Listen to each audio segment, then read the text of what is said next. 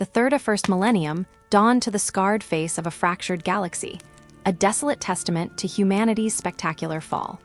Memories of a vanished golden age, a time of reason and unity, felt like cruel myths whispered by ghosts. The cataclysm they named the Age of Strife had shattered the cradle of civilization, plunging mankind into an abyss of isolation and terror. Vast, howling warp storms choked the astral lanes, severing colony worlds each from the others like islands drowning in a tempestuous sea, without solace, without support. Chaos, true and ravenous, bloomed in the fertile decay. Whole planets spiraled into savagery, their people forgetful heirs to forgotten glories. Others became grim prizes for cruel alien overlords who feasted on weakness. Annihilation yawned before the scattered remnants of humanity, a monumental extinction event unfolding across the silent, unheeding stars. Yet, from this crushing nihilism, a figure emerged who had ever walked amongst men, shaping currents of history from the shadows, patient as ancient stone. The Emperor of Mankind, his purpose immutable across the uncounted centuries. The unification of the fractured galaxy beneath no banner save that of humanity itself, the rekindling of reason, order, and illumination to vanquish the pervasive dark. This was his moment, revealed not in secret whispers, but in naked power as mankind teetered on oblivion. From the throne world of Terra, bedrock of a nascent dream, he unleashed the thunderous might of the Great Crusade, a storm of steel and fire designed to knit the lost human worlds back into a single, unbreakable Imperium. Ordinary he was not. He stood apart, a titanic convergence of psychic power that dwarfed the greatest of human leaders, scientists, and warriors, the pinnacle of mortal potential personified. But vast as his strength was, the conquest of a galaxy demanded more than one such as he. From the wellspring of his own genetic code, he forged instruments of singular purpose. The Legions Astartes, beings both more and less than human. These space marines, hewn from his essence, became the unparalleled soldiers of the age, their physiology twisted to superhuman resilience, speed, and ferocity. And to lead these legions, 20 sons crafted not merely in his indirect image, but as direct inheritors of celestial power. The Primarchs. Demigods uncaged upon the cosmos, they were engineered perfection of martial intellect and physical might, each reflecting distinct facets of the Emperor's boundless intellect, some warlords embodying raw stratagems, others thinkers navigating politics or sciences, philosopher kings and peerless diplomats wrapped in immortal frames. They were swords and shields, yes, but more crucially, they were the dream incarnate, a brotherhood fused by shared origins, shared genetic destiny, and the shared, almost blinding brilliance of their father's galactic vision. Together, they would spearhead his light across the black gulfs to every benighted corner of existence. The decades-long tide of the Great Crusade was a brutal, unforgiving, yet undeniably glorious implacable surge. World upon world cracked beneath imperial ferocity, recovered colonies wept at the sight of eagles returning, Xeno's empire splintered into dust and echoes, caches of ancient Terran technology, wonders from the sepulchre of the past, blazed back into life. For 2 relentless centuries, the Emperor's crusade ground stars beneath its heel, a juggernaut seeming unstoppable, leaving an air thick with the intoxicating conviction that human ascendance was not a hope, but an inevitability cresting a wave of conquest. And within the roiling crucible of this galaxy-shattering war, one Primarch shone with an almost blinding luminescence, Horus Lupercal. He was the first raised, the long-awaited cornerpiece of the Emperor's design discovered on the blighted soils of Sithonia. That discovery forged an immediate bond transcending simple father and son. It was recognition, confirmation, palpable destiny. In Horus, the Emperor saw a mirrored potency, a leader steeped not only in the brutal pragmatism of galactic conquest, but possessing the ineffable spark, that rare, elusive quality that could command humanity itself.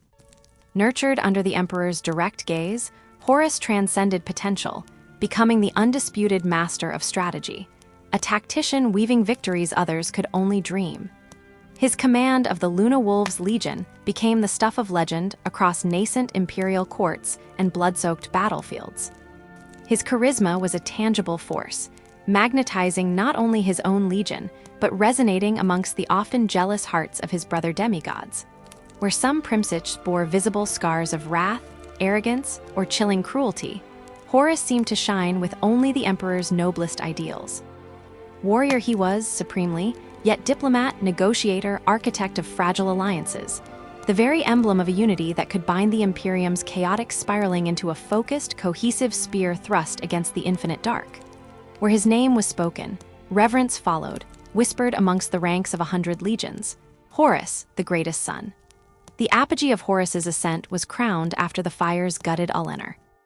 That savage campaign stood as one of the Crusade's bloodiest crucibles, a direct test thrust upon the imperial resolve by a formidable Xenos empire capable of extinguishing stars. Against overwhelming darkness, Horus orchestrated a symphony of destruction, his brilliance illuminating paths to ultimate victory. When the echoing gunfire finally ceased, Ullanor stood as silent, irrevocable proof the Great Crusade's crowning triumph. To honor this zenith, the emperor enacted a decree resonating across every vessel and battle plane. Horus Lupercal was elevated to the rank of Warmaster, supreme commander of the vast imperial war machine. This mantle placed him ascendancy over all his brothers, his authority conceded by the emperor alone. It was the emperor's most profound, most perilous proclamation. For in appointing Horus Warmaster, the emperor effectively relinquished the Holy Crusade's direct grip. With reasons locked behind his immaculate demeanor, he stepped back from the forefront, withdrawing to the cloistered secrets of Terra, leaving the staggering ambition of his lifelong vision solely on Horus's capable, yet suddenly lonely shoulders. To Grants, it was sovereign trust. To millions within the Imperium, it was clear confirmation Horus was heir apparent, destiny's hammer-wielder. Yet for Horus, exalted beyond measure, the golden laurels bore thorns thick as Durasteel's Herculean responsibility carved at his core.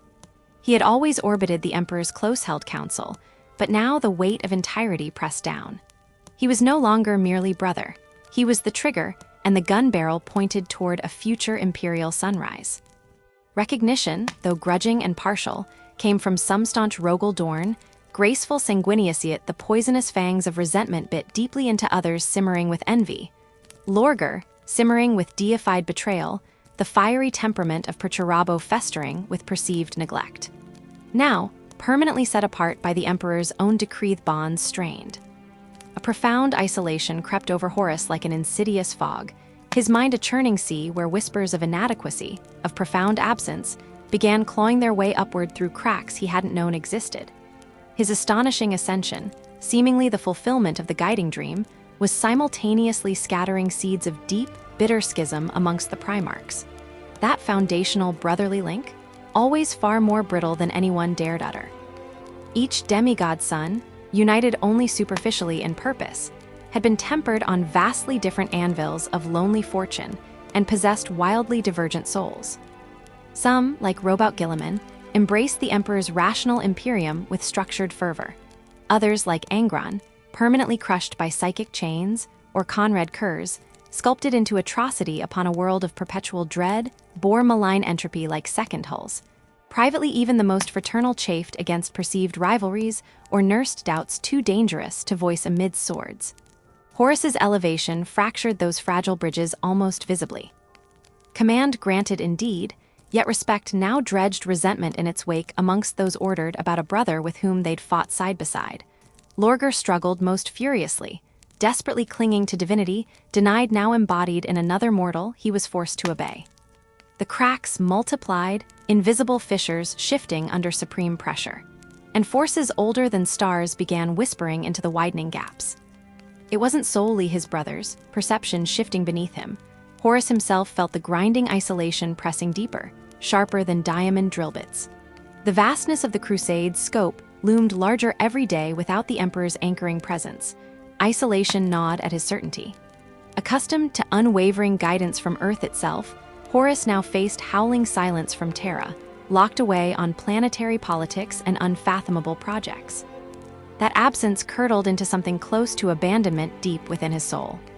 Faint whispers slithered forth from unseen quarter-straterous suggestions, painting future pathways where he wielded absolute power for his own agency, not bound servitude to distant demands. These whispers, thin tendrils at first, insidious chants beneath battle klaxons alike, began winding themselves around the deepest uncertainties blooming inside Horus Lupercal, preparing to drag the Emperor's most favored son headlong onto a trajectory careening irredeemably from hope's path. The Great Crusade surged lines forward towards unity proclaimed.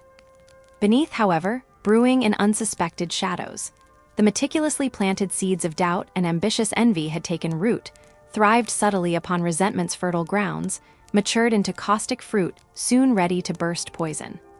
Horus stood balanced upon an awful cliff edge poised to dictate galactic mortality.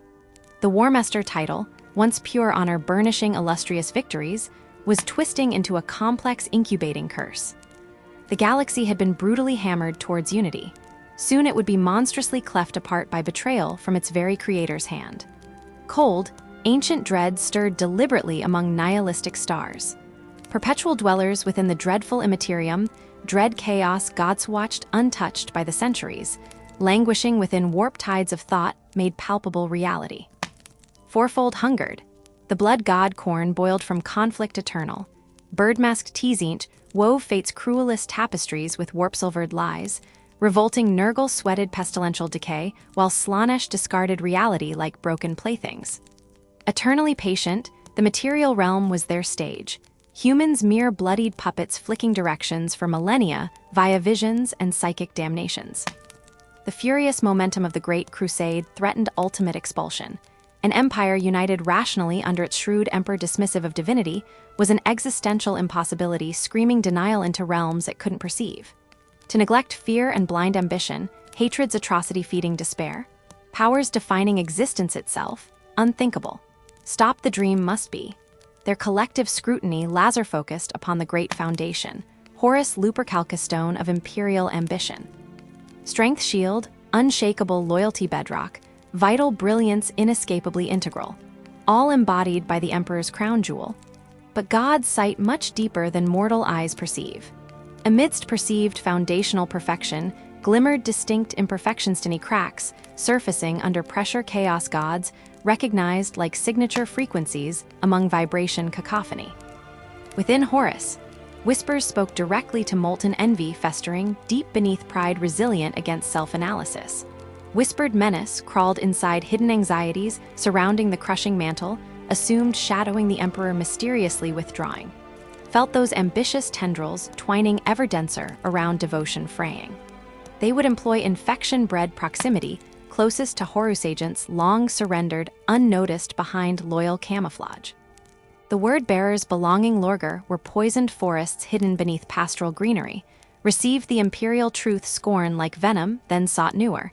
Hungrier gods lurking beyond forbidden voids, capturing eager faith. One secretive figure hammered chains, forged deception diligently. Champion, Erebus. He was treacherous fulcrum, ready tilt worlds toward disaster. The arena predetermined. Dangerous Davina desolate sphere, seemingly unimportant strategically, pivot for targeted conspiracy unfolding. Stanric it should have proven routine dust off Legion boot soul, blinking off starships, tracking next contested realm reaching, expanding Imperium borders. Immunity waiting beneath Davin's swamp mist choked surface, where traitor lineage flourished unhindered millennia now. Keepers of chaos worship, masquerading bull spirit idols, venerating fungal darkness, cloaked rustic piety. Erebus perceived precise opportunity, forcing Horus his personal fall, decimated magnitude to crush the uprising personally. Vainly show troops steadfast legitimacy, hinged Warmaster intervention, implicating honor-tarnished insufficient mastery, localized defiance, demanded entire Primarch anticipation, volley, immense rage tangible hand. Initially proven effortless Luna wolves, descending exterminatory wrath, decimating Davin settlements' brutal precision, systematically shattering descent morphology, routing them back towards glistening ruins designated Serpent Lodge. Central temple ancient treachery spun gibbering madness like silk adherence. Confronted dissenting overlord warlock, arcanely opposed science, though powerful corrupted, thereat an ensorcelled force usurped reality. Ritual dagger screaming skins, composed sentience pierced unprotected ceramic casting instability paths, offensive magnificent warrior, seeded fallen mortality, lay violated Horus. stunned-off agony burned through veins, horrific clearer, lethally crooked blade, driven soul vessel wrecked mournable witnesses, screaming helpless physical agency, chaos energies, flourished unfettered sacred, immediately erupt died consequence, spreading shudderingly massive transposed wounded corpse, state extracted medici bunker. Vengeful spirit fleet spinal flagship. Intellect inverted prison door, tightly sealed threshold darkest possible horror. Erebus struck true crucial threshold, making inevitable pass. Shrieking panic swore salvation priests, heathen lodge maintained healing, legends impossible anywhere medical technology center, survives astronomically opposed possibility, but intimate agreed despair definition manipulation. This Legion strength valuation, Legion strength horrifically returned Warmaster stagnant lodge, immobile suffering resurrection, illicit wayward dancers swarmed charnel harmonic chanting, encircling broken Primarch body. Corrupt sacred center feeding nexus. Exactly portal chaos science, opened font met potential martyr sacrilege pass, defended weakest idiosyncratic fear fashion entrance. Unconscious. In mortal agony, torment, directly plunging Horus nightmare phantasm, primordial gods, tearing him from flesh-centering, divine dialogue. Constructed infinite illusions, calibrate rupture once protege psyche totally, finally crucible witnessing real futures, happening beyond current comprehension. Whispers painted deepest grim canvas, depicting emperor not mentor father. Corrupted suggestions, tyranny virulent poison psychological thoughtcraft eruption, destroying foundations, trust ever existed mad constructs nightmares only possible comprehension raw infection, severing bonds cellular level. Show indescribable dread. Emperor perched upon jagged golden throne immeasurably distant holding orbiting Imperium, transforming cloying entropy mechanical decay voluntary isolation. Pale echo vibrant beacon, construct power champion sacrificed, ceaselessly conquering stars dimensions, golden throne containment device. Himself neglect every decision primarily catalyst decline. Crucial. Conception belonged greatest progeny, perceived abandoning father plummet toward ultimate betrayal, without return having genuine intervention blind devotion. Formerly tangible, vanished entirely replaced determination foundations, degradation, justifying necessary rebellion possibility salvation, viewed through mirror brightly weapons, entwined inevitably denied precautionary sentiment. Absolutely critical nexus concluded illusions, fractured futures, crafted carve transformed Horus commitment zealot, Illuminati witnessing, so convincingly trainedly reality, earned righteousness, perceive betrayal beforehand. The hero shattered icon understanding oblivion laid, inside malignant deception soul contract completed. Symbol unity poised horrendously slaughter betrayal twisting, intended legacy unspeakable dishonor clothing terrible perspectives, endangered confidant inspecting reflection grim possible. The forefront nightmare endured. Purely. The stench of decay hung heavy over the Imperium of Man, a stagnant miasma rising from countless ruined worlds shackled in fear. Its rulers, bloated on the nectar of uncontested authority, gorged themselves on corruption while the emperor, the architect of this grand vision, had become its towering effigy. Locked away within the obsidian heart of Terra, he was a god in chrysalis, worshipped by teeming billions as a silent, sculpted idol, utterly unreachable. His radiant promises turned to dust. The thunder of the Great Crusade, that tide of conquest meant to raise humanity from the ashen pits of old night, had faded into a grim rictus, its vaunted purpose unfulfilled, undone under the colossal burden of its own ambition. Hope curdled into repression, noble ideals metastasized into suffocating dogma, and the fragile peace birthed from conquest dissolved back into the galaxy's eternal rhythm of war. Horus Lupercal, first found and fairest son of the Emperor, watched this decay spread like canker. He felt discarded. A legendary blade slipped carelessly back into a cracked and tarnished scabbard. His titanic achievements during the Crusade were fading ghosts in the imperial annals. He gazed upon his brothers, 50 other demigods of war meant to shepherd humanity, now diminished into bickering, petty warlords carving bloody fiefdoms from the rotting carcass of their father's dying dream. It was then, in this cauldron of disillusion and simmering rage, that the serpent's voices slithered into his mind. They belonged to forces dwelling beyond the skim of reality, the chaos gods, their dulcet tones honeyed and ancient, echoing in the secret chambers of his soul. They wove a chilling tapestry of deceit. They whispered that the emperor had always intended this hollow future, that the vaunted betterment of mankind was a mere veil for his own staggering ascension to pure, undiluted godhood. They artfully contaminated the truth, flashing before his mind's eye fleeting, distorted glimpses of secrets hidden deep within Terra. The emperor engaged in a project whose scope transcended the Primarchs themselves, a celestial gamble to rise utterly alone above galactic creation. In this dark projection, the emperor had coldly abandoned his sons, spat upon the foundational ideals of the Great Crusade, and grasped solely for apotheosis. The furnace within Horus exploded. Loyalty, once an unbreakable adamantium chain forged in millennia of shared struggle, warped into poisonous bitterness. He remembered the battles waged side by side with the gold-clad figure on distant stars, the rivers of blood spilled in his name his own, his beloved Luna wolves. And for what? To be discarded like faulty ordnance? The Chaos Gods offered grim solace: submit to this burgeoning divine tyranny or rise up and shatter it. Take the power they offered, they crooned, and lead humanity out from under the shadow of this burgeoning godhead. He would be the true liberator, the master of all stars. Under Horus, they promised, humanity would flourish, free and mighty, finally command over its own stellar destiny. As the seductive whispers intensified, Erebus, architect of this monstrous ritual, materialized within Horus's tortured vision. He spoke of gods older than Sol, powers dwelling in the turbulent seething sea beyond the stars the warp. He revealed the terrifying nature of chaos, its raw, universe-shaping potency. It could be his. All Horus needed was to embrace it. Accept the warp's dark gift, Erebus murmured, and the galaxy would kneel at his feet. Poisoned by an unfathomable sense of betrayal, goaded by ambition now twisted into duty, consumed by the fear of this ordained future of imperial decay, Horus faced his crucible.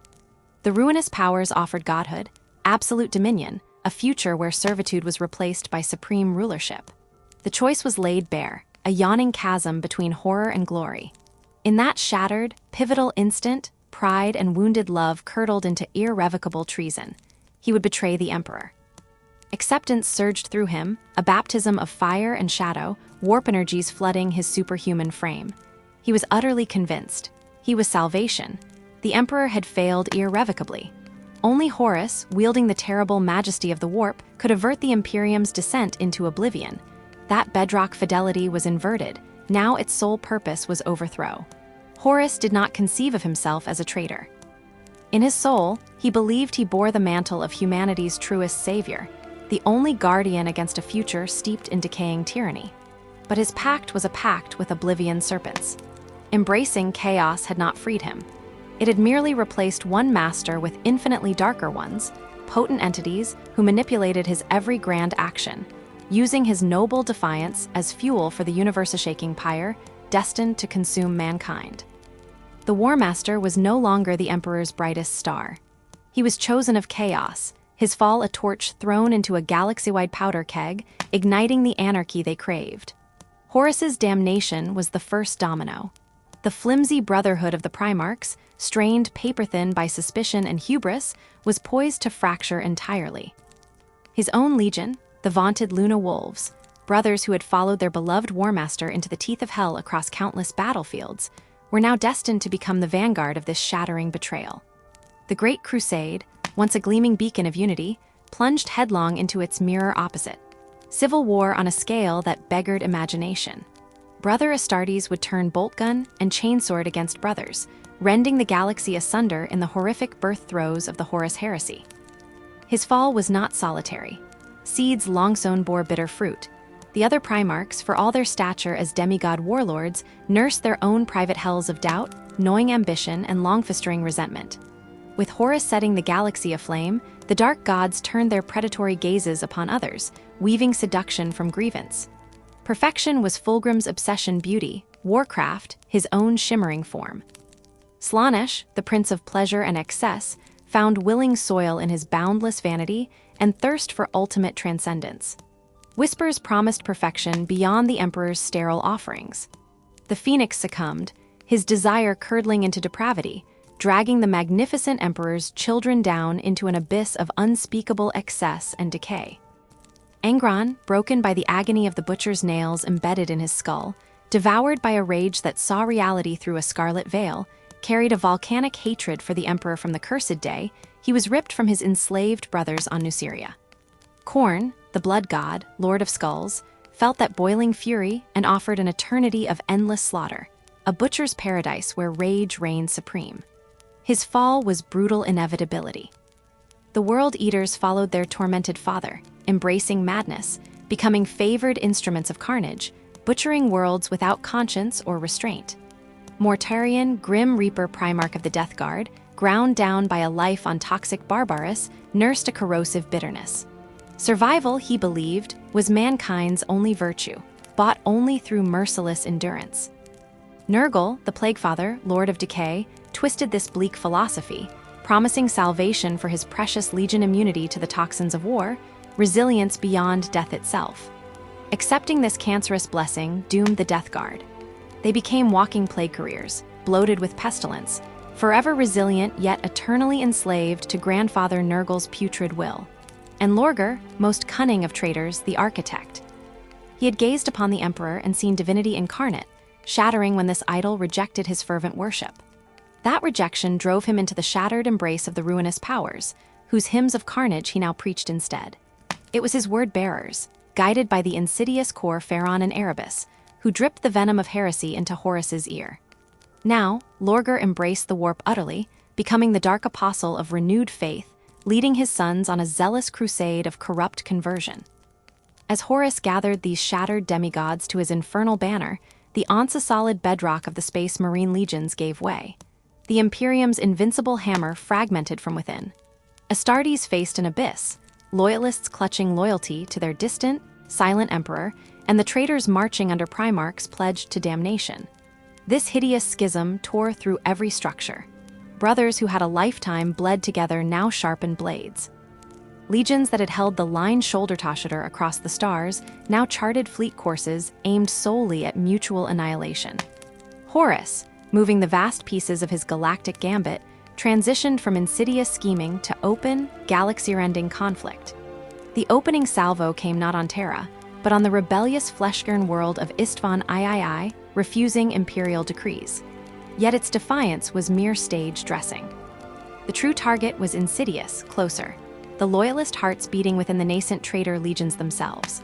To cleanse his ranks, Horus devised monstrous efficiency. Playing loyal general, he mustered elements from the Luna Wolves, Death Guard, Emperor's Children, and World Eaters for a swift compliance action. Those chosen were stout-hearted warriors, their allegiance sworn unbreakable to the Emperor, utterly unsuspecting of the horror awaiting them, unaware they'd been marked for excision. As these loyalist Astartes descended in drop pods and landing craft, the air thick with anticipation of righteous battle, they weren't met by hordes of heretics, but by the crushing silence of betrayal. Their own Warmaster had condemned them. Horus, now unveiled in his treason, unleashed the silent reaper, virus bombs. Thousands screamed soundlessly into void as their atmosphere ignited, transforming Istvan III's oxygen-rich sky into an arena of chemical firestorms and choking toxins, reducing entire continents of living flesh to quivering sludge and ash meant to purge every single loyalist stain. Yet, Astartes' resilience defied even this atrocity. Defiant few endured in sealed armor. Captain Garville Loken of the Luna Wolves, Saul Tarvitz of the Emperor's Children, rallying bloodied survivors on the hellscape surface. Against every impossible decree, they clawed fortifications from the toxic rubble beneath orbital bombardment, resolving not to vanish without defiance. Horus's calculus permitted no quarter.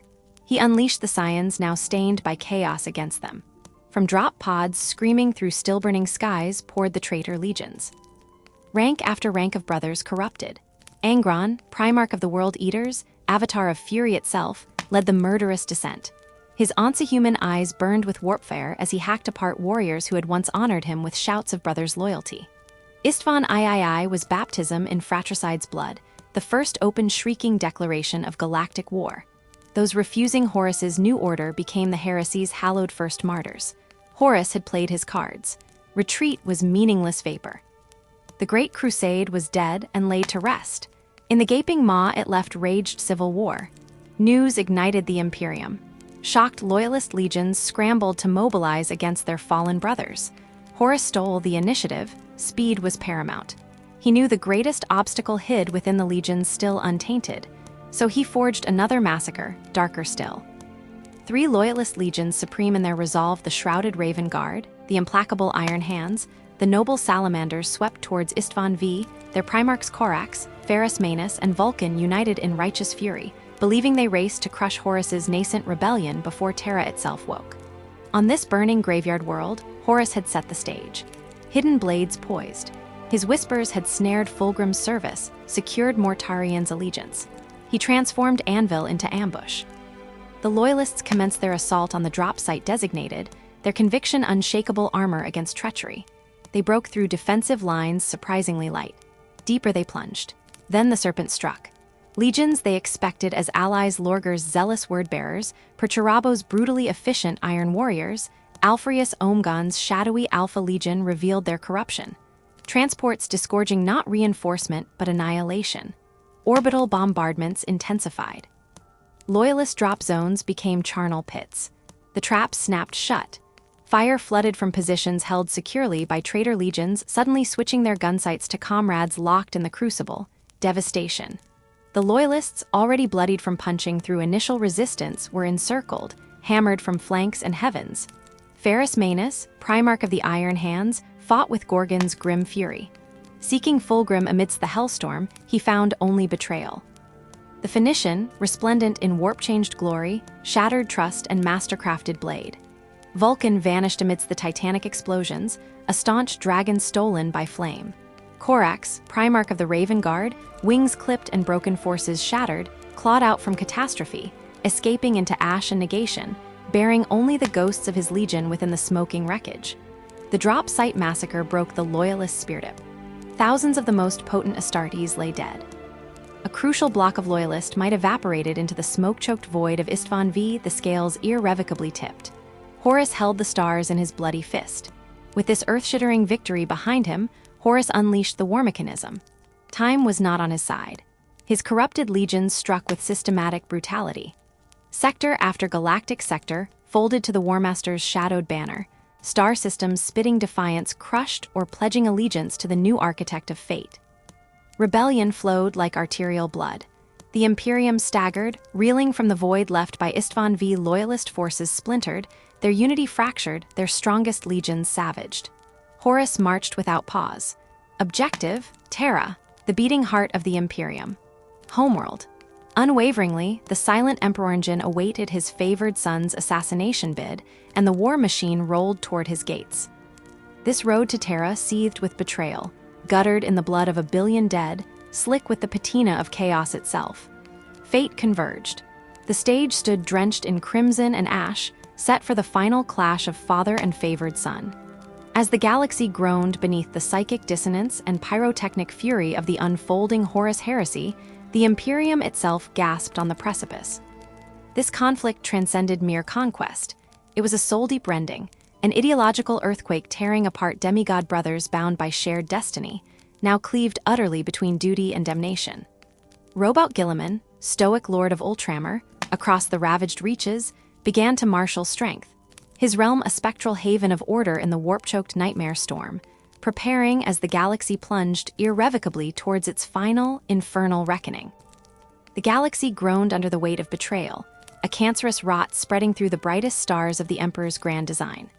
Robout Guilliman, master of Ultramar, that meticulously constructed realm of order, discipline, and human potential, a glittering microcosm of what his father had dreamed for all mankind, stood as a bastion of stability in the gathering storm. When word of Horus's vile treachery finally reached Macragge, it struck like a physical blow, an obscenity against reason and loyalty. Shock warred within him, a storm of disbelief clashing with cold fury, but resolve, forged in the crucible of governance and war, hardened instantly. He poured the immense strength of his Ultramarines legion and the boundless resources of the 500 worlds into the loyalist cause, mobilizing with the methodical efficiency that was his signature. This heresy, however, was destined to become a crucible far hotter than any he had faced, its fire searing not just armor, but the very soul of his faith in the future. The Battle of Calth arrived as a punch to his legion's heart. The blow came not from the declared traitor Horus, but from brethren he had misguidedly trusted. The word-bearers, Lorgar's dark apostles, legionaries who had once walked alongside the Ultramarines, preaching the imperial truth, arrived under false banners over the verdant world of Calth. Guilliman welcomed them as allies, only to watch in frozen horror as their ships turned against the orderly fleet mustered below, their weapons unleashing hell from orbit. The sky itself seemed to tear apart under the barrage, a cataclysmic annihilative storm turning day into a chaotic nightmare of superheated air and shrieking atmospherics falling towards the planet's surface. Guilliman witnessed his warriors, the pinnacle of imperial discipline, caught unprepared on the ground, incinerated in their muster zones or crushed beneath collapsing structures, even as he roared orders that felt suddenly, terrifyingly futile against such raw, premeditated hatred. The betrayal cut deeper than any physical wound, a psychic shockwave that resonated through the very foundations of Ultramar. This was brother turning on brother with calculated, vicious finality. The war became hell incarnate below, fought through the choking, ash-choked ruins of what had been proud cities, within the labyrinthine guts of geothermal plants poisoned by hexagrammatic malevolence, beneath skies stained crimson and choked with the manifestation of warp-spawned horrors spewed forth by the corrupted sons of Lorgar. The word-bearers fought not as soldiers, but as screaming, demon-possessed zealots, their tactics a chilling blend of martial precision and slavering, chaotic frenzy. Guilliman, the master tactician, rallied his seemingly indomitable sons with iron commands, directing counterthrusts and desperate holding actions with the immense strategic intellect gifted him by the Emperor. The Ultramarines, disciplined to the core, refused to break even as the blood of their brothers slicked the twisted rubble and unthinkable abominations clawed at their lines. Yet, the cost was everything. Calth became a monument to treachery, a charnel pit where innocents died.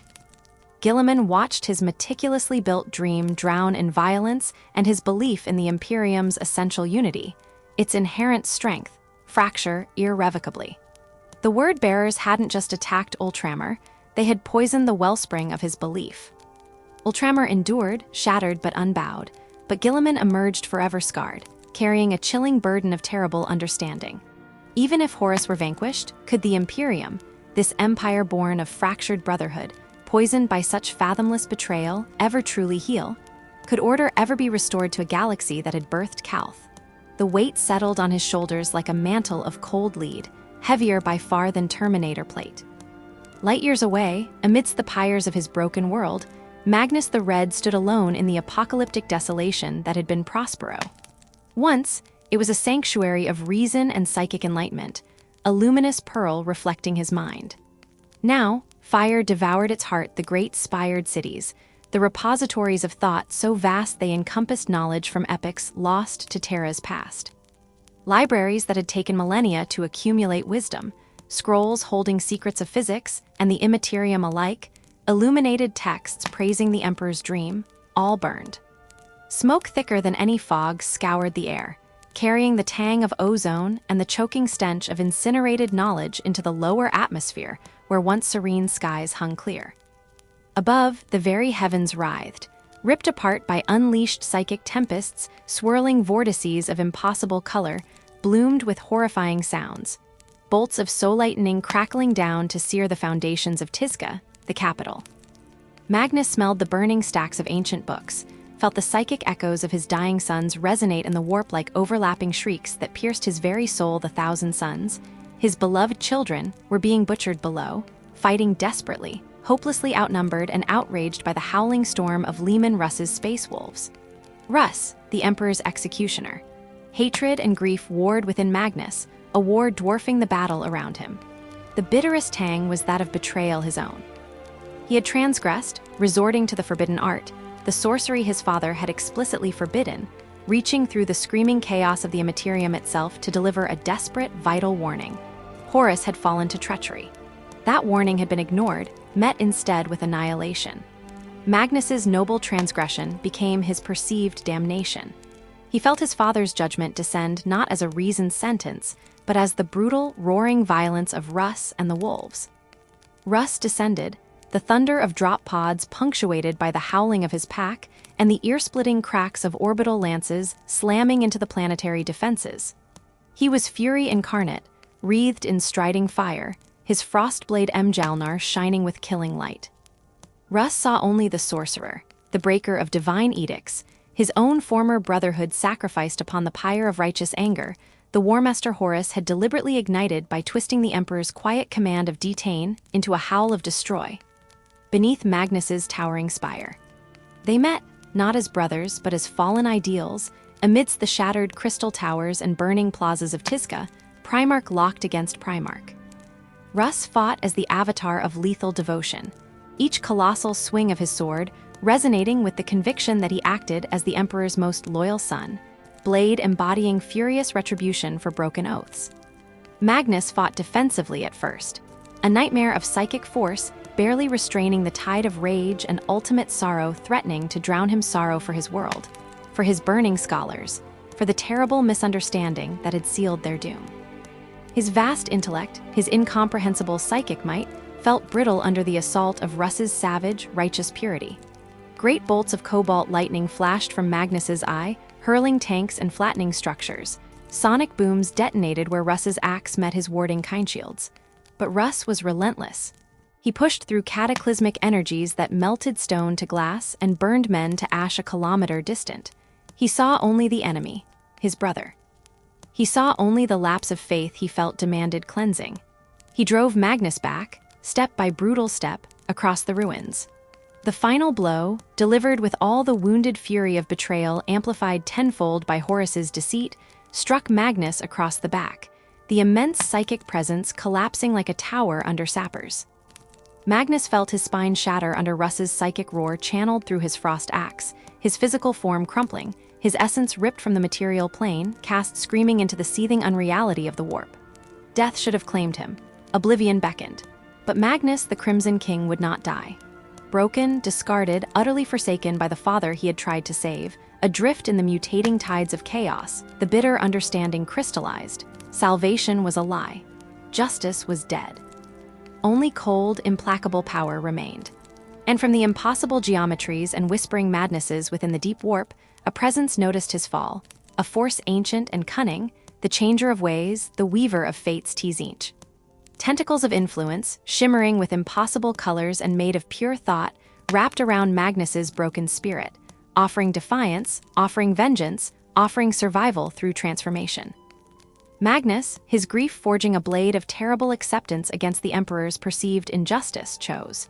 He embraced the offered power, the forbidden knowledge, and became something else.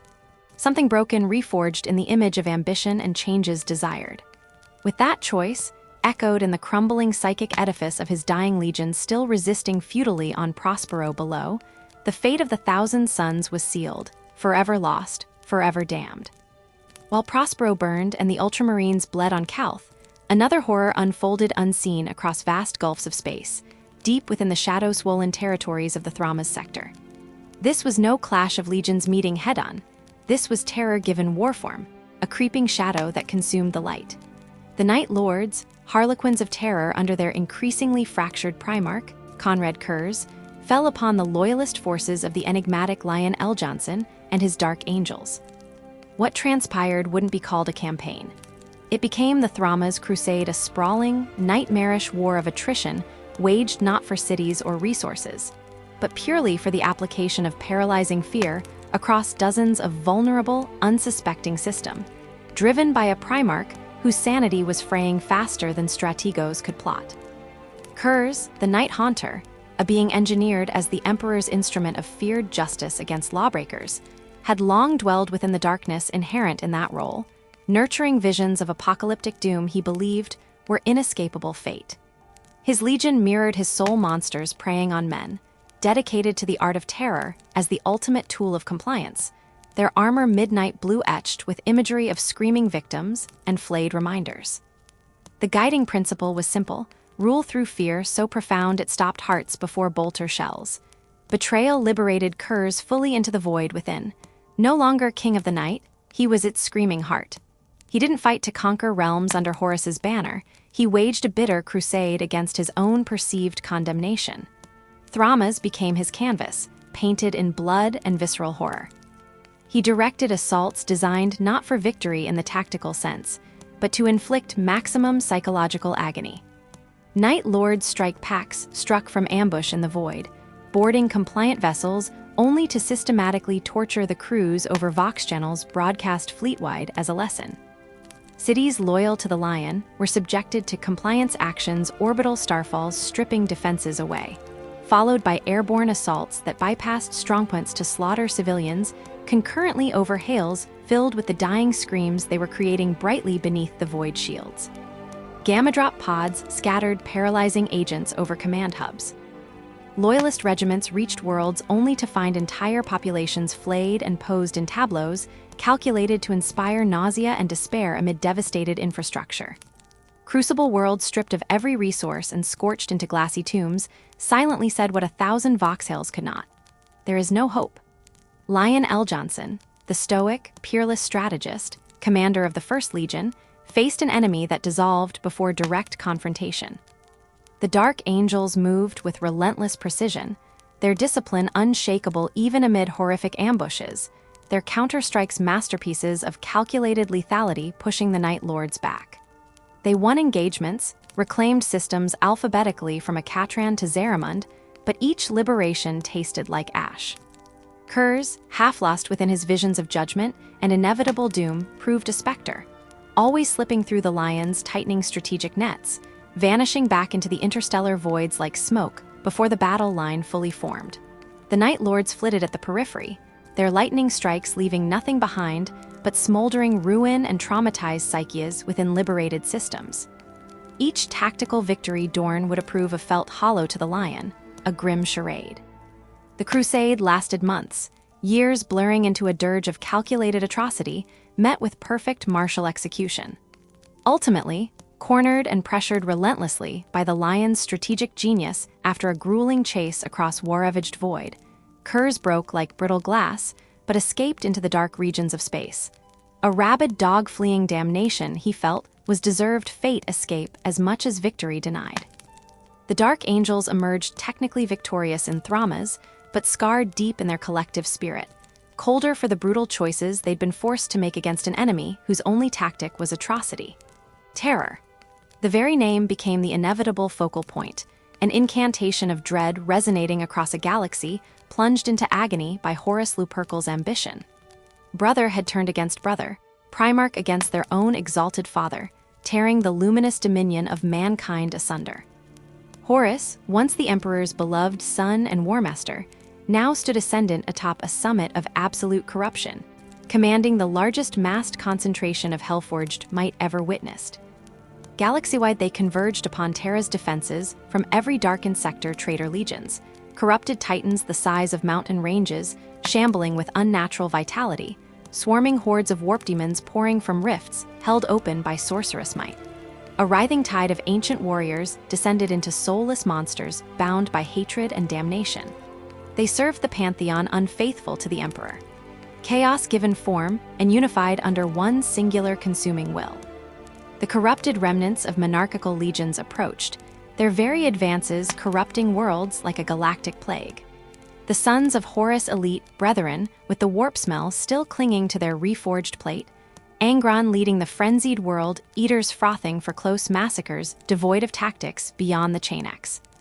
The Pastilian legions of Mortarians spreading their fathers, plagues into atmosphere processors, turning the air to pus, where even loyal titans began to rust and censor, arrays wept fluid wasting away on the firing line. The corrupted perfection seekers of Fulgrim's Emperor's children choir singing obscenities, advancing towards death that they might experience the perfect sensations. And many others from legions less honorable, but no less corrupted delivered as a tidal-smiting wave onto Terra, not forgetting the clouds of void skiffs and corrupted vessels deploying fearsome siege drones crafted under Perturabo's implacable genius, designed to grind defenses down mechanically, while the Alpha Legion already seeded warships amidst loyalist formations, sowing lies, cutting vox lines, and launching assaults only to vanish into the debris-stirring confusion. Their purpose: to lay siege to Terra itself, to tear down the throne room, to replace order with eternal change operating under unbearable noise and agony. The very heart. On Terra, Rogel Dorn stood silent watch as Praetorian. Fortification was his art, defense his deepest faith. He covered every meter of ground leading towards the immense imperial palace like tiers set before doom approached. His was mastery of the immense. Walls kilometers thick constructed from faced plasma-hardened ceramite iridium alloys rose with cold angles designed to funnel attackers into horrendous overlapping kill zones. Orbital defense lasers, huge weapons beyond conventional comprehension, were painstakingly calibrated in overlapping fire arcs towards corrupted fleet anchors. Regiments numbering hundreds of thousands, manning expertly positioned positions, reinforced with earth-shattering artillery placements under layers of void shields, boosted 10 times normal by genius engine seers. Entire districts became labyrinths of razor wire, melt-a-traps, landmines calibrated to trigger beneath Titan feet, and barricades constructed from fallen starships draped over palace towers, becoming emplacements firing down onto assault bridges below. The palace itself was transformed beyond mere structure. Expansions absorbing entire districts deep beneath mountaintops poured concrete within vaults lower, still assembled as catacombs aiding defense across countless sub-basement corridors, added dynamically, while engines deep within Terra trembled under strain of reinforced building lasting weeks, but months guaranteed nothing. Even Terra's sun seemed dimmed in hooded sentinel. Yet Dorn knew cold reality, beyond the deploying reinforcing regiments of Last Chance Astra Militarum and desperate militia, hastily armed to defend their dying world with shotlashes. The traitors coming numbered vast magnitudes beyond loyalist forces available. Though the Imperial fists stood immovable like bastions, beside stubborn remnants drawn home to Terra their armor battered. Losses sustained in rescue actions amidst shattered star systems already becoming myth tragedies such as Istvan V that stole Ferris Manus' brutal death. By Perfection's hand, they were still profoundly outnumbered. These loyal forces would fight to the last, Lazarus protecting Earth itself, knowing everything rested upon them, refusing to break. But attrition would bleed Terra dry, even as grim resolve filled its lungs against poisoned air. Horus's fleet smashed into the Sol system frontier at Venusian orbit, a black swarm against the ships defending humanity's last sanctuary, blinking out one after another upon Auspex screens faster, as battle cannons flared massively alongside Nova cannons firing long-glancing plasma bolts into drifting, hulks the size of Death Moon's cutting entry path. Mars, the mechanized fortress world of the Mechanicum, lay ripe, as its surface burned traitor, destroying loyal forge complexes, simultaneously using massive shipyard docks near Olympus Mons to disgorge countless waves upon waves of attacking hostile landers headed directly Terrawards maintenance crawlers, corrupted ships jury-rigged as bombardment platforms, traitor frigate weapon platforms pushed like battering rams by tractor-impressed cruisers were launched from lunar orbits now fallen. Above Terra's skies themselves began coalescing eternal twilight shadows morphing into impossible mechanical attack silhouettes, whilst below Rogel Dorn stood silent upon his tallest tower, watchpoint feeling the structures tremble as the first impacts began along outer ring cauldrons bridging orbital landings. Thunder boomed beyond conventional reckoning. The night on Terra darkened faster, eclipsed by hostile vessels approaching atmospheric ceiling amid fireball, after fireball pouring down against gaps betrayed Alpha Legion saboteurs days ago, opened silently awaiting chaos drop pods, refining their impact trajectories. The siege of Terra had begun. For Ferris Manus, noble Primarch of Ferrisca tenacity, iron hands, legion overwhelmed in fury, they consumed upon Istvan V bloodfields, fighting for ghosts their own sons had already become. Ferris saw nothing to come upon Terra's walls. His fate played elsewhere, sucked into rage, deciding he saw in Fulgrim not brother corruption absolute. Driving forward believing hate-driven conviction alone could bring his mirror-perfect Fulgrim back foolish acceptance, blinding tactical magnitude, instantly realized, as poisoned blade descended taking head cleanly as war metal fists closed into vapor preparing another strike, whose impact never came. Damned Horus Rebellion got Ferris forever standing in death at Slaughter Point Betrayal 2. Vast the iron hands stumbled away from the charnel fields of Istvan, a legion bleeding, not just from wounds inflicted by bolt and blade, but from the catastrophic severing of their very soul. Ferrus Manus was gone, his brutal, noble presence extinguished, leaving his denizens shattered and adrift. Their grief hardened with terrifying speed into something vast, metallic, and cold, a profound, unrelenting hatred that coiled around their broken hearts like adamantium shackles, destined never to unlock. This loss resonated through the desperate galaxy, an invisible tremor of despair emanating from the fallen Primarch. His remaining loyal brothers wrestled with its chilling implication. For Rogel Dorn, steadfast defender of the Imperium's crumbling heart, it was a stark, unwelcome lesson whispered on the acrid winds of betrayal. Even the mightiest of them, the most unyielding, was not invincible. Ferrus had seemed as durable as the ferrous metal he bore, yet he lay broken. Vulcan and Corax, warriors scarred by their own harrowing escape from Istvan's volcanic embrace, felt the hollow ache of Ferrus's absence like a fresh wound beneath their battle plate. Yet grief was a luxury the brutal calculus of war denied them. They pressed on, for the Heresy's relentless tide demanded it, but each fallen brother added crushing, silent weight to their burden, forging their resolve into something harder, darker, more brittle. And the toll was not yet paid. As the traitorous tempest roared ever closer to Terra itself, Sanguinius, the resplendent and angelic Primarch of the Blood Angels, bore the heaviest burden of all, entwined within his very soul. A cruel prophecy whispered by the warp, a foreknowledge painting his death at the hands of Horus in unyielding strokes of pain and darkness. He had never confided this dire vision to his brothers, shielding them perhaps or fearing their futile anguish. Yet the shadow of this certain doom hung over him perpetually, a shroud woven of grim destiny. His legion, magnificent warriors descended from his own celestial grace, fought with a ferocity unmatched, their inherited flaw, the dread black rage, driving them into pinnacles of savage heroism and carnage that awed and terrified. Every embellished kill, every defiant stand carved in crimson and broken foes, was underscored for Sanguinius by the bitter knowledge that his own end approached with every beat of Terra's besieged heart, the burden dragging at his luminous wings. The loss of Ferrus Manus and the impending sacrifice of Sanguinius were stark emblems of the Heresy's grand, unspeakable tragedy. The Emperor's demigod sons, who once strode the heavens as brothers united in a glorious crusade to forge galactic unity, were now monstrous architects of its violent sundering. Each Primarch slain was not merely a warrior lost. It was an incalculable erosion of hope, a lurching step closer to the utter obliteration of the Emperor's luminous dream for mankind, chipped away piece by irreplaceable piece. Deep within the besieged, labyrinthine roots of the imperial palace, seated upon the unfathomable complexity of the Golden Throne, the Emperor himself was locked in struggle. His mind, godlike in its reach, waged a desperate conflict that dwarfed the material carnage unfolding above, a psychic warfare raging within the treacherous currents of the Imperium itself.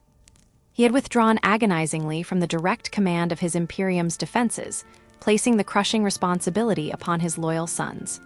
In his stead, Malcador the Sigillite, wisest and most trusted of confidants, served as steward, a lone pillar of reason attempting to manage the spiraling chaos. Yet even Malcador, ancient and steeped in power, keenly felt the devastating vacuum left by the Emperor's necessary absence, an unseen anchor gone. Within his mind, the Emperor grappled with an impossible dilemma. He saw with luminous, anguished clarity that Horus, his brightest star, his most beloved creation, was the diseased heart of this rebellion. The Warmaster's dreadful fall had ignited the heresy, pouring poison into the wellspring of their shared conquest. Yet Horus remained, beneath the demonic corruption, his son. To confront him on the battleground of grim necessity would be to condemn him to annihilation, a burden the Emperor had nurtured the fragile hope of avoiding through years of bitter conflict. But the monstrous scope of the war had grown beyond even his vast control, a primordial chaos consuming all order. The Emperor knew, with the crushing inevitability of tectonic plates grinding together, that the hour approached when he would stand face to face with the abomination his favored son had become. In the deepest sanctums, shielded behind secrets upon secrets, the Emperor labored over his ultimate, hidden endeavor, the Webway Project. A labyrinth of stable tunnels beneath the warped skin, it promised freedom from the soul-devouring perils of the Empyrean, a galactic network immune to chaos's taint. But the project stood agonizingly incomplete, a symphony unfinished, a desperate future slipping away. As the war consumed more of his fractured attention, a cold, galaxy-stopping certainty took root within him. The webway might forever remain a mere blueprint, his transcendent vision for humankind's ascension eternally unfulfilled, sacrificed upon the pyre of Horus's betrayal. Malcador, his ancient eyes seeing through Vale's younger minds, could not pierce, discern the fault lines cracking open within the storm-shaken foundations of the Imperium. The insidious strain of the ceaseless war, the Emperor's profound isolation amidst his arcane struggles, and the fraying bonds of loyalty among the decimated legions all pushed the nascent Imperium towards an abyss of collapse. Dissent, a poisonous weed, sprouted even amidst the wounded loyalists. Hushed, dangerous questions slithered down rubble-choked corridors.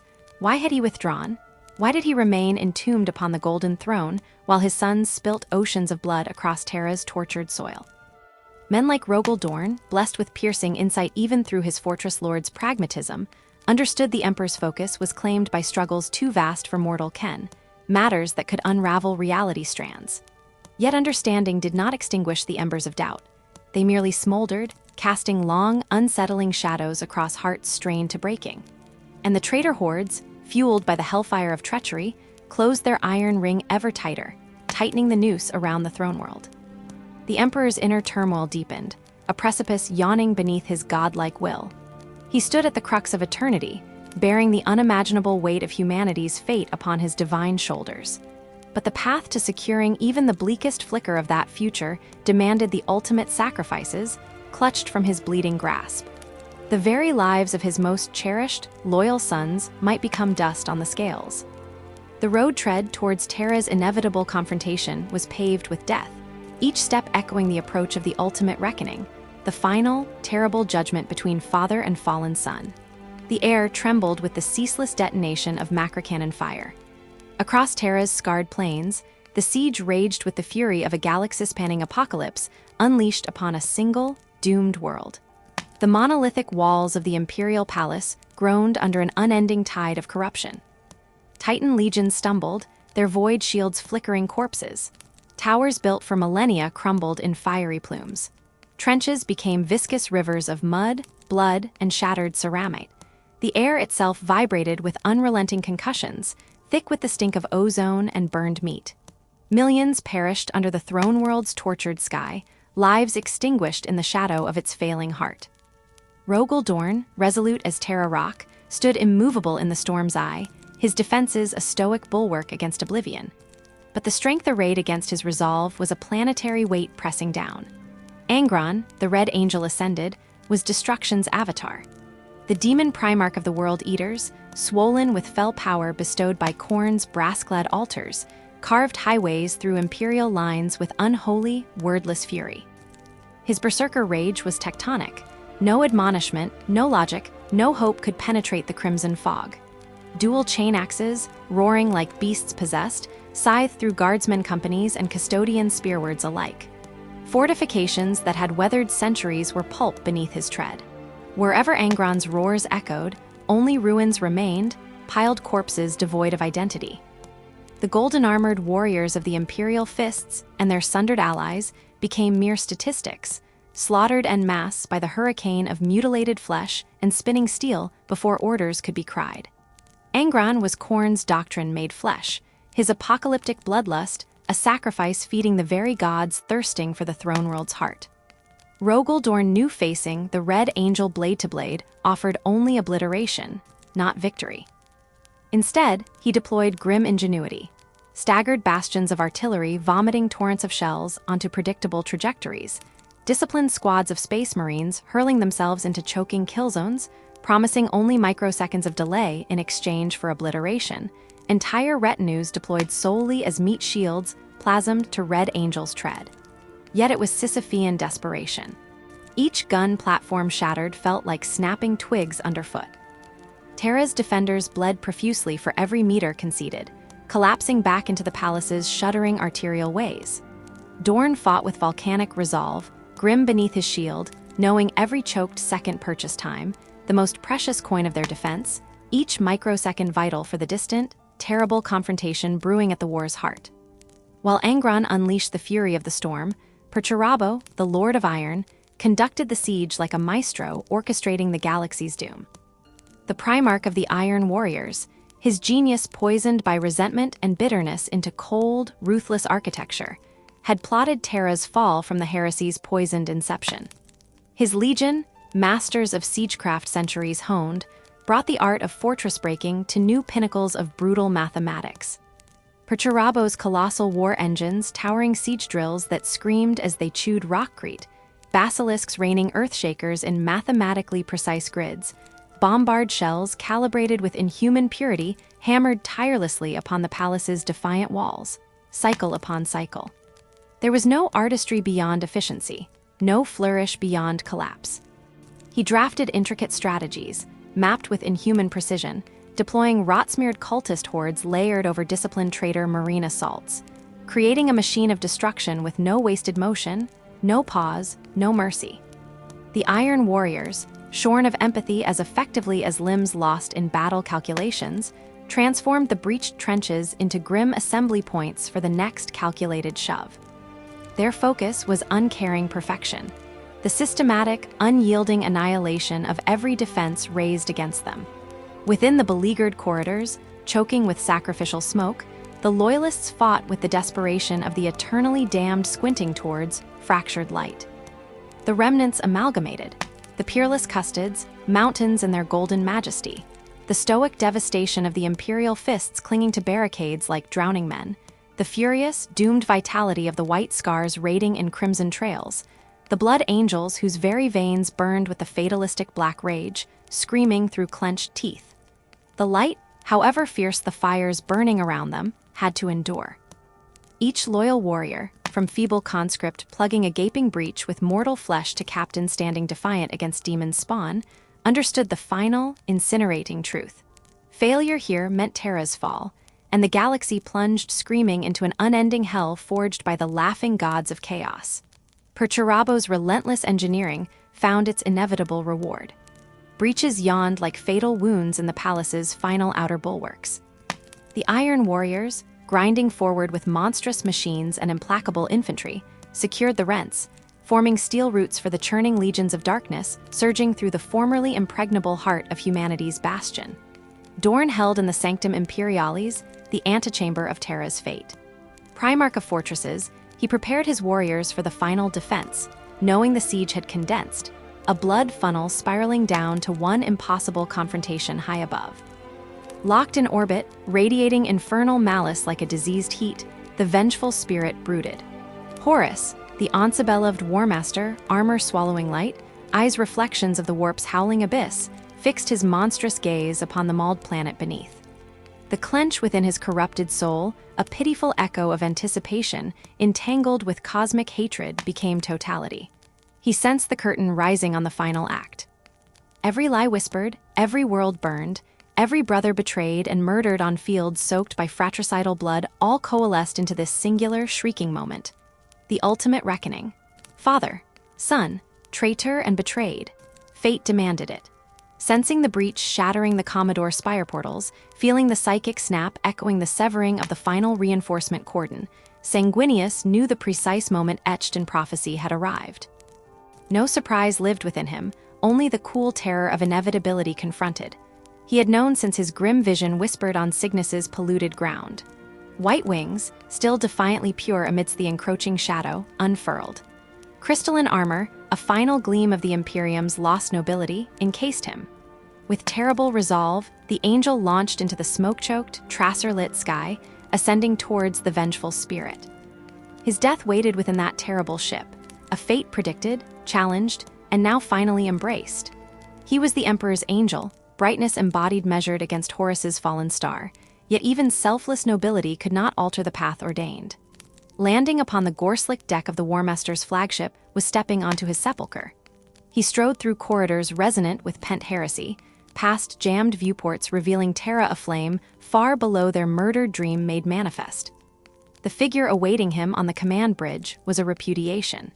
Visage grotesquely distorted by chaotic power, flesh bulging under tortured armor displaying trophies of vileness, Horus resided within a nimbus of consumptive darkness. He stood draped triumphantly over Sanguinius's preordained slaughter ground.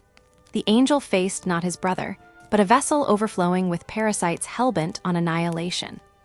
Yet a flicker almost perception, buried beneath sludgetic corruption and gods, whispers momentarily paused Horus's hand towards his archaic warhammer. Something stirred, so impossibly fragile it vanished before truly registering. A glimmer in the abyssal eyes reflecting dimly a shared past of laughter beneath distant suns, drunken oaths sworn upon merit, legionary brothers tallying conquests. It was the flickering ghost of belief, snuffed instantly. Horus attacked, a hurricane of warpfire and primordial hatred unleashed. The duel was terrifyingly swift, tragically unequal. Sanguinius, warrior without peer amongst Primarchs, skilled beyond measure, beautiful in his ferocity, parried, dodged, struck with desperate brilliance. But Horus was ascended beyond mere Primarch condition. Powered by the malignant chaos pantheon, his every blow resonated with the absurd weight of gods, while channeled through abominable flesh. He wielded not skill, but sheer, soul-eviscerating force.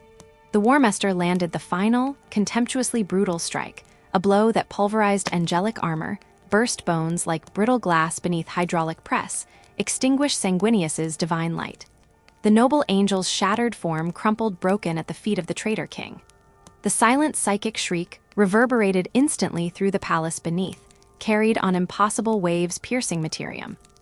Upon the golden throne, the emperor perceived his son's agony culminating the bright soul extinguished. Sanguinius was gone. His patient resolve evaporated, gathering about him only the steel-bladed praetorians of the Adeptus Custodes, the stoic loyalty of Malcador bearing precious cords, and perhaps one witness whose narrative would become history's scar. He initiated the teleportation towards his waiting son. Arrival upon the embrace of the vengeful spirit crackled with hostile power. The emperor entered the cavernous bridge, finding Horus basking over his victim. Sanguinius lay, a broken effigy of collapsed elegance amidst pooling gore. The sight was crushing. Incandescent sorrow washed through the master of mankind, yet paused on the razor's edge, separating the peaks of comprehension beneath battering waves. There truly was no time for grief. He stepped forward, luminous and inevitable, a being containing supernovae contained within the frame of a grieving progenitor. This collision would settle eternity. Horus, suffused with his master's arrogant might, spat words dripping slick corruption, name immemorial stolen. His hubris was cosmic. He believed utterly the ruinous powers granted might exceeding his father's, the justification for his hideous betrayal made manifest in shattered cathedral, an imperial angel lying dead. Horus summoned it all the dread energies gifted by pantheons birthed from sentient agony and eternal slaughter. He became a vessel overflowing with nightmarish reality, each strike battered through spacetime itself, resonating through the fractured realm beyond worlds. The Emperor countered with installments of stellar fury, a blazing counterpoint reshaping molecules and quenching hell rifts instantaneously without cessation. His shield boiled with unmaker storms striking him. Yet, cataclysmically, the Emperor hesitated. Beyond anticipating demonic assaults was instinct millennia, deep the desperate, failed desire to save his son Horus, to purge the corruption twisting the Paragon boy, who once held galaxies' adoration in palm like thunderbolt weaponry, turned to conquest completion symbol.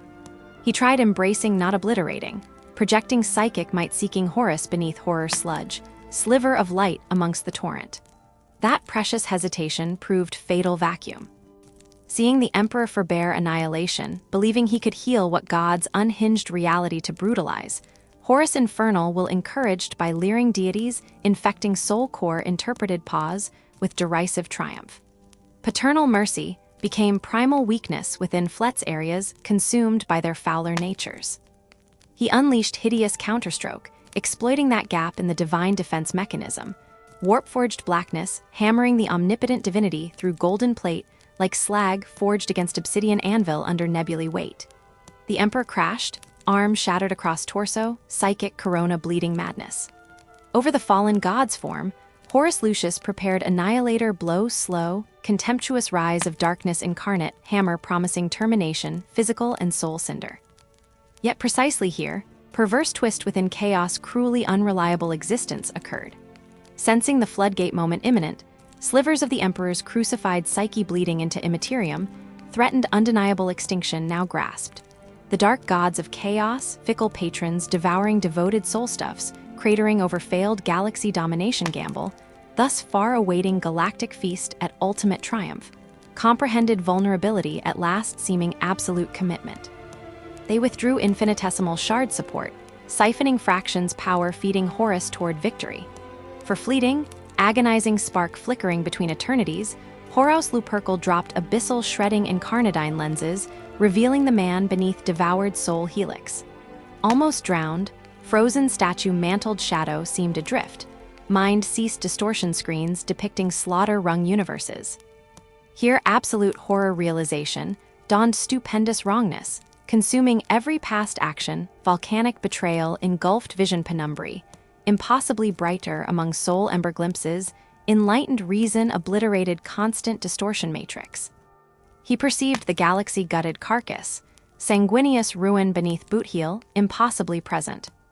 Betrayal crushed Empyrean packed threadbare web's warlord vision plunge, consuming grip loss humanity galactic cemetery Godingen's broken voids. Scattered laughter, silently screaming worlds, consumed decay terror corridor. Fleeing ever deeper sickly denizens malice grinned hideosharp teeth teaching slow torments. Escape eternal demon propagation kinds, instigating pleasure gardens upon mountain skulls, threaded onto branches spoiling rot-scanned impossible galaxy. Vastness, ablaze powerless. Patriarch figure broken